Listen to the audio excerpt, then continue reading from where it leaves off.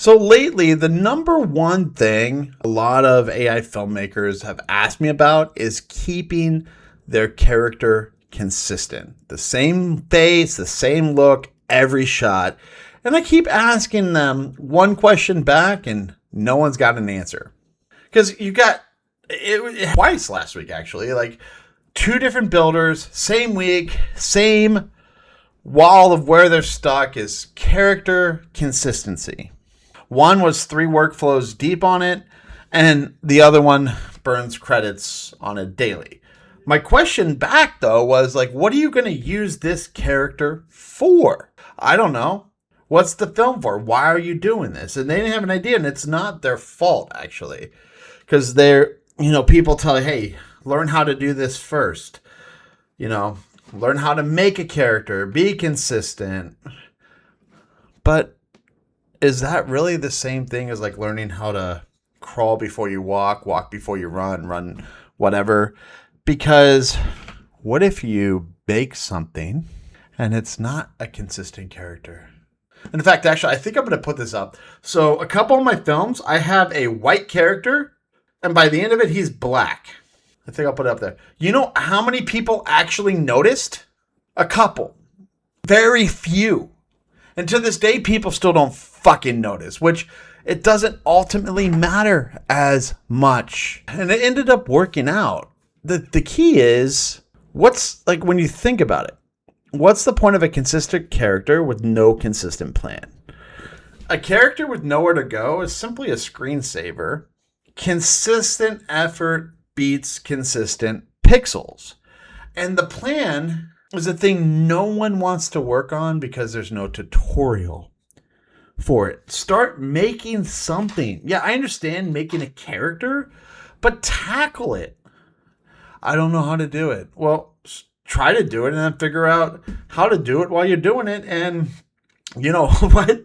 Like, I don't know how to do it. I'm going to figure it out. I'm going to ask Claude, or I'll chat, depending on what I'm in, probably Claude. How the hell do I do this? Boom. Okay, let's figure this out. No, I'm fucking frustrated. You piece of shit. You're not making any goddamn sense. Fuck you. That tends to happen a lot of times. But outside of that is AI is one of the best opportunities to figure out stuff. You no longer have to say, I don't know how to do it. There's no excuse anymore. Like, how did you figure out how to do it? I don't know. I just asked and worked through it. Now, the other thing, though, is important is I learned while I was learning while I was going. It was taking me longer to make stuff, like 20 hours instead of now it's like 10, because I would ask and have conversations about like the camera angles, or like, okay, well, teach me like, why do you recommend this camera angle or this camera movement or things like that? Why are we doing that? So I learned through doing it, like dolly in, dolly out, fast follow.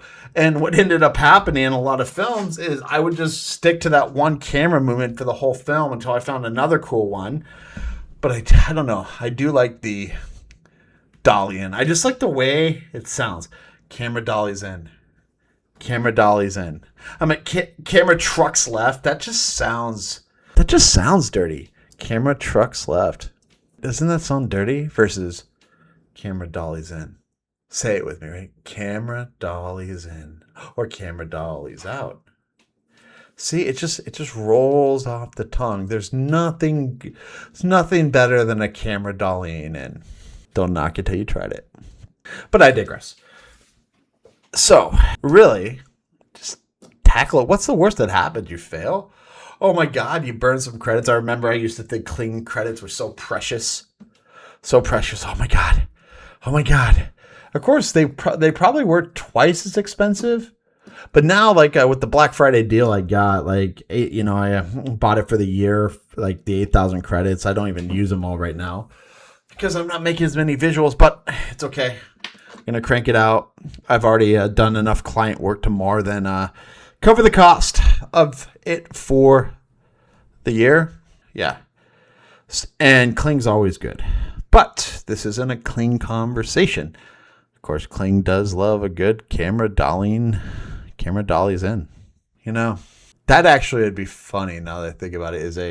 Is a song that just goes over different camera movements, and that actually be funny because I don't know if you've ever had it where the prompt, you put the prompt for the lyrics and it starts singing the prompt. I've done that a number of different times, and that is fucking hilarious. But you just got to go, and that also worked in sales too. You just start with the end in mind, reverse engineer it, because the same thing with sales was like, okay, how a deal is where I need $100,000 in revenue. Okay, the average deal size is 20,000, so 5 deals. My close rate is 33%, so that's 15 opportunities. Every other demo becomes an opportunity, so that's 30 demos. And 50% of demos show up, so I need to book 30 demos. And then it takes talking to 5 people to get 1 demo, so we're looking at 150. And then it's every 20 people I talk to, every 20 dials, I connect with some person to have a conversation with. So 20 times 150, 3,000. 3,000 divided by 20, 150. Boom, $150 a day. Same type of thing where you just figure out, here's where I want to go. And then if you don't know, just ask fucking Claude, ask ChatGPT, ask Gemini, ask Grok, ask Manus. Manus actually is pretty awesome too, because you just talk to it and it's like your technical contractor.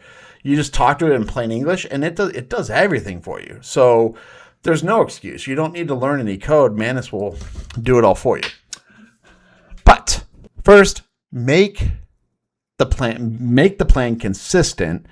Character second. And if you've been polishing the same face for a month, ask yourself, where's this supposed to walk to? There's a bunch of us figuring this stuff up over at Only Dan's. Links in the description if you want to check it out, whether or not your character's done or not.